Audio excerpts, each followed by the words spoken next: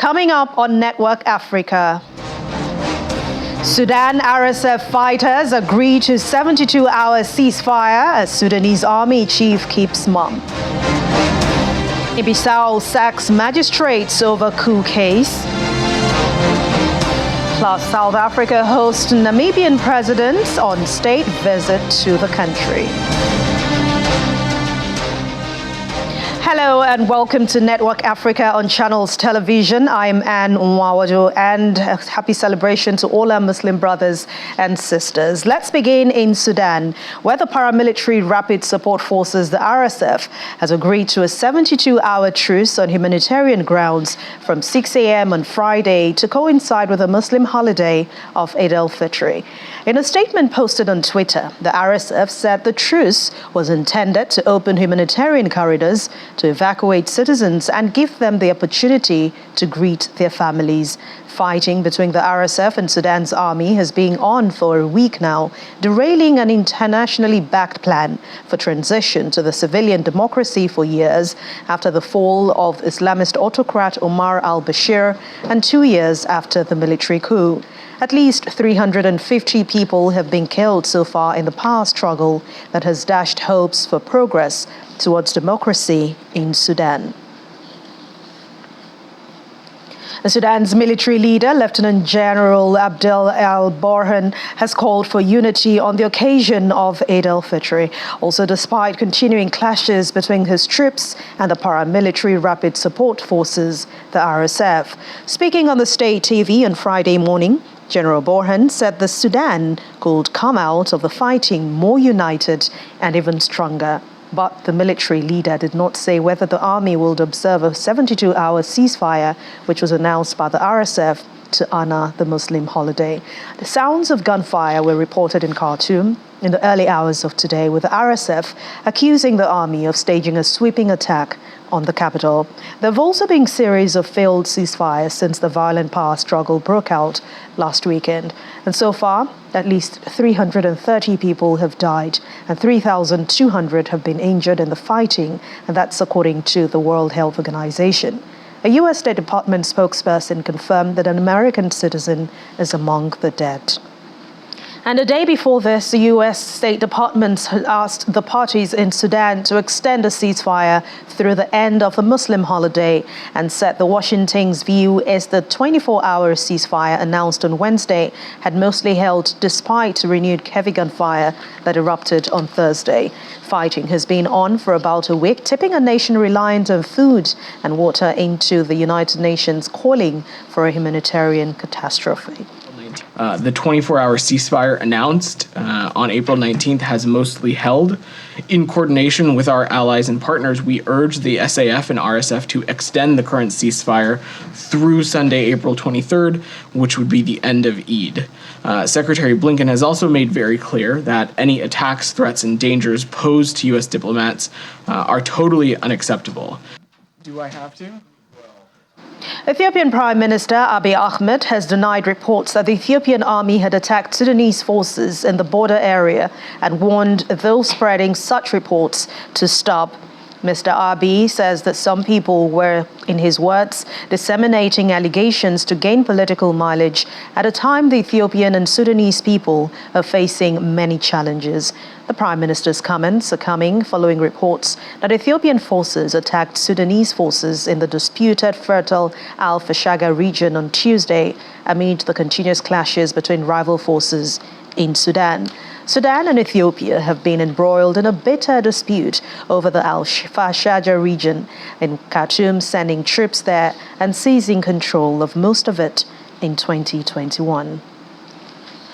Let's speak to VOA correspondent Michael Atitz. Michael speaks to us via phone call from Khartoum in Sudan. Hello, Michael. Thank you for joining us. All right, he's actually on Zoom. Hi, Michael.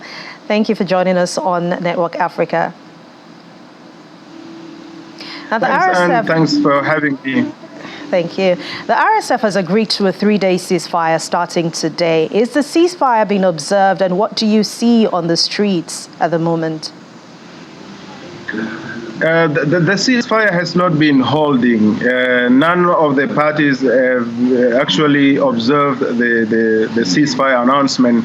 As I speak, there was exchange of gunfire not far away from this location. And since morning, there has been a shelling and bombing around the Khartoum International Airport and the military headquarters, in addition to the presidential palace. So it has been going on for the past 7 days, and which has caused a lot of devastated humanitarian situation. There are a lot of concern about humanitarian situation in the town. Many civilians and many diplomatic missions and foreign nationals are stranded and stuck in Khartoum within their embassies, within their residence, and they are unable to be evacuated by their people or their countries. This is one of the very difficult situations we are living at the moment in Khartoum. Civilians are fleeing for their lives, are trying to access nearby town, nearby villages, trying to leave the town, seeking safety and trying to escape this crossfire. Both the military and the rapid support forces have repeated. This is the third, actually, the ceasefire announcement that has been announced, but none of them has actually, promised or even implemented the ceasefire. So as I speak, the situation is a little bit unpredictable and confused, with the high risk of humanitarian and environmental concern among the experts here, as the reports are talking about the remains and dead bodies are along the road and in the buildings and in the hospitals that have been evacuated 2-3 days ago. The situation is tense. No volunteers nor health experts or health workers are allowed to access the battlefield at the moment to go and try to to carry out a dignified burial for the remains which are lying on the street, according to the report at the moment. All right, but the Sudanese army itself is speaking about unity, wanting to dialogue, but not mentioning a ceasefire. What does this mean, and how is this even possible if they want unity and not talking about a truce?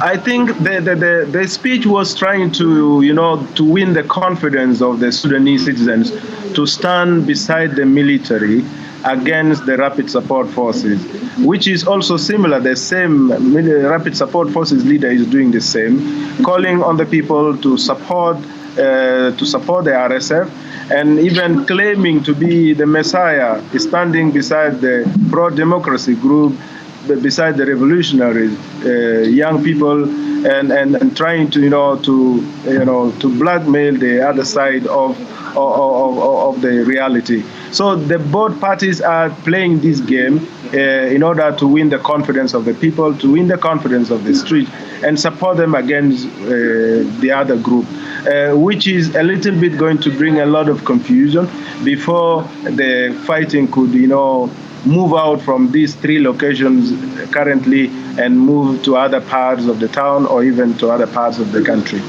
But do you have an idea why the army is digging in its heels? I mean, what is the Sudanese government's grounds? What do they want to happen before a ceasefire can be agreed on? Al-Burhan, the military leader, is talking about the RSF surrendering their weapons and agreeing to what the military is saying to the commands of the military. The RSF is also saying the same thing, describing the military leader with all such kind of names and saying they are not going to stop the fighting unless the military leader and other generals in the military, hand over themselves to them and they are able, to accept their amnesty and things can move forward. So these are the two sides exchanging the similar things, similar appeal. But at the moment, the victims are the civilians. The victims are the unarmed civilians and unarmed people who are stranded within the town and are trying to struggle with their life. they are struggle with even accessing running water is very difficult for them. As I speak, major part of Khartoum is out of electricity, out of power. There is no running water. People are trying to access, groceries and get some little food that they can eat with the children in their houses. As both parties also keep on telling people not to move, they should stay inside for their safety. So it is a very complicated sort kind of a situation whereby citizens are in, and the military and the RSF are trying to trade this situation, on the account of the civilians. And we've seen civilians moving to nearby cities other than the capital because they feel there are other safer cities. Has the conflict spread to other places outside the capital where it's happening? For the past 7 days, there are some 4-5 states out of the 18 states of the country that the conflict has erupted there, including 2 major towns in the western region of Darfur, in northern Darfur and South Darfur, and also reports in central Darfur, and in eastern town of Kassala and Gadaref and all. But the fighting seems to have been pulled down there. The army has taken control of a major part of the RSF base, and they seem to be restoring some kind of a calm in those areas. But in nearby towns to Khartoum, there are no reports of conflict, there are no reports of fighting. But the only report is that the military or the rapid support forces are also, practicing some roadblocks for the people, making it difficult for them to leave the town. All right. VOA correspondent Michael Lititz from Khartoum in Sudan's capital. Thank you very much for your time on Network Africa, and please stay safe. You're welcome. Thank you so much. Guinea-Bissau has suspended 5 out of the 7 magistrates under the military prosecutor for refusing to investigate a case about last year's attempted coup. According to military sources, the president of the court deemed the magistrates' reluctance to handle the case of those charged with attempted coup d'etat as insubordination. It also added that the 5 magistrates stopped going on to work on April the 13th after presenting themselves to the Chief of Staff of the Armed Forces. The magistrates argued that the case was not within their jurisprudence and should be handled by the civil courts. In February last year, unidentified gunmen stormed the government palace, holding the president and prime minister hostage for over 6 hours before the military ended the siege. 18 suspects have since been charged in connection with this incident. Let's head to Pretoria in South Africa now, where President Cyril Ramaphosa is hosting Namibian president who's on state to visit. The visit is aimed at strengthening ties between both countries. South Africa and Namibia enjoy very close historic relations, and the structural bilateral relations between the two countries is conducted under the framework of a binational commission inaugurated in 2013. Our reporter Innocent Simosa reports. The visit comes as both countries seek to deepen their relationship and explore opportunities for increased trade and investment. Namibia is a key trading partner for South Africa, with bilateral trade between the two countries totaling over 30 billion rands in 2022. President Cyril Ramaphosa expressed his delight at hosting President Geingob and reiterated South Africa's commitment to strengthening ties with Namibia. The purpose of this visit was to discuss, to review, and also to strengthen our political, social, and economic relations. I look forward to joining President Ramaphosa for Namibia South Africa Business Forum, and we look forward to engaging the business sectors of our two countries, as South Africa remains Namibia's leading trading partner in the world. Namibia is rumored to have played a role in handling the president's farm theft scandal, allegedly helping to catch the suspects. It is also alleged that state resources were used from both countries and suspects were tortured. President Ramaphosa said the issue was not discussed.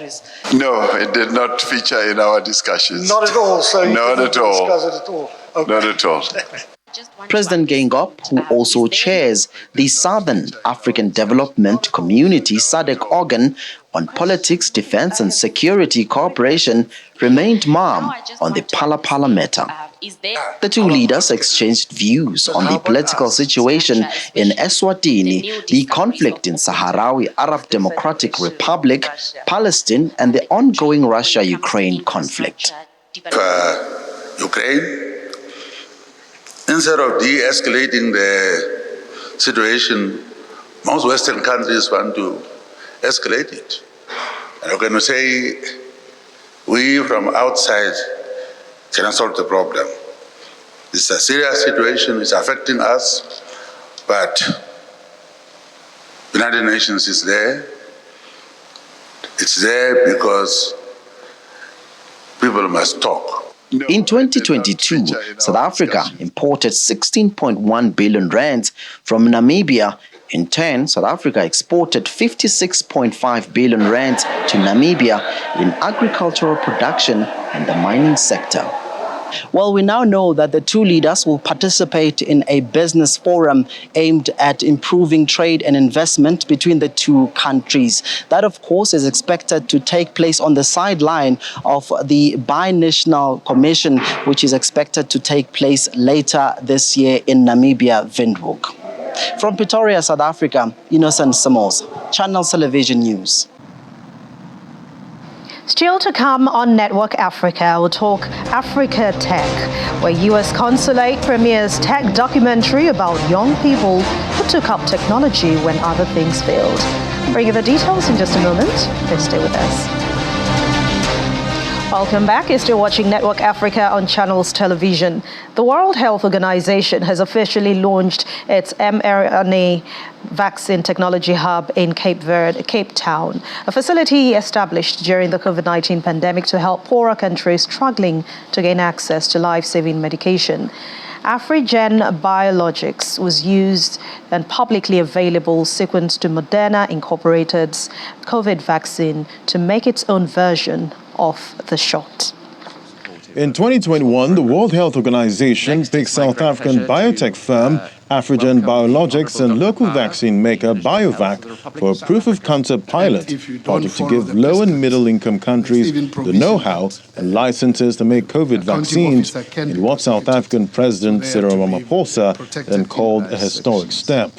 Now, Afrigen Biologics is scaling up production on its COVID-19 vaccine, AfriVac 2121. This is a milestone day for us. This is the launch of a facility which will be the first of its kind on the African continent and the center to a program that straddles 4 continents and 15 partners.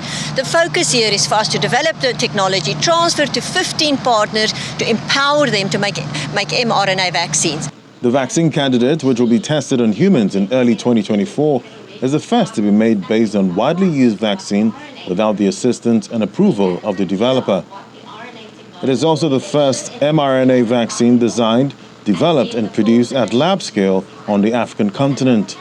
The hub decided to pursue the vaccine on its own after global pharmaceutical firms, including Moderna and Pfizer, declined to provide the technical know-how to replicate the vaccines, mainly over intellectual property concerns. The visit by Tedros and senior health officials over 5 days will include discussions over the program's sustainability, the science of mRNA technologies, and its potential use to combat other diseases such as HIV and tuberculosis that affects poorer countries. WHO says 69.7% of the global population had received at least 1 dose of the COVID vaccine as of March 2023, but that figure was still below 30% in low-income countries. 21-year-old Bolaji Fatai has never set foot in an airplane, but that hasn't stopped him from building his own remote-controlled model aircraft from thrash and sending it soaring over the sprawl and chaos of Lagos, Nigeria's commercial city. But his passion to become an aeronautical engineer has now propelled him to start acting out his dreams. We'll find this in this report. On a recent cloudy day, this single-propeller plane withstood crosswinds high above a sandy football field and swooped low over the heads of onlookers in Shoki, the poor neighborhood where Fatai lives in the east of the city. I started this when I was 7. I started picking things around, making some little projects, and even I built cars before, but my focus was on airplanes because whenever I see airplane fly, it gives me a very overwhelming joy. He starts by dusting and cutting styrofoam into his desired shape.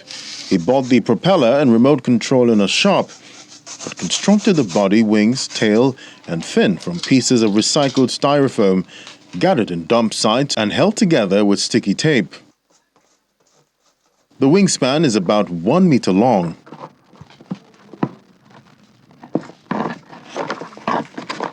He saved money for 2 years before he could buy the propeller and remote control. I'm a self-taught engineer.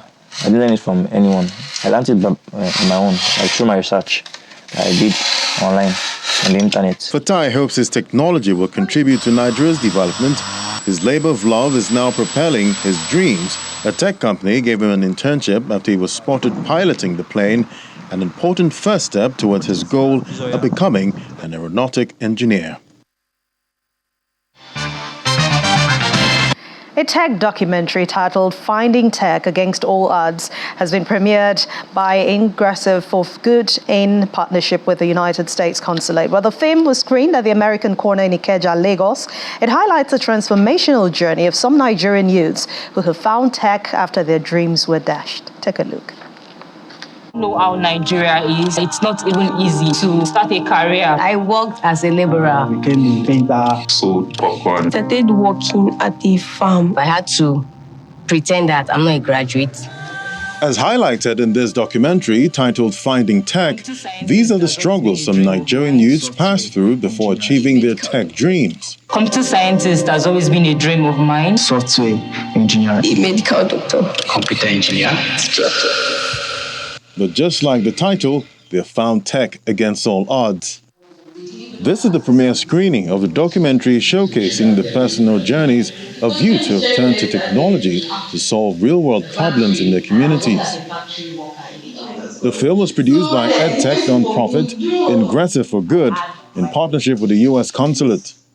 Like Ingressive for Good, the U.S. Consulate and the U.S. government believes in the power of technology to transform people's lives, to provide them with skills, to provide them with job opportunities, and to help them realize their dreams. And you saw many examples of that today, and I was inspired as well. And I look forward to using this documentary as a source for not just inspiration, but as a playbook for how we can then start engaging with more and more young people around Nigeria and around the continent of Africa so that we can do more of these and create more communities of success and more communities of prosperity like we're already seeing done.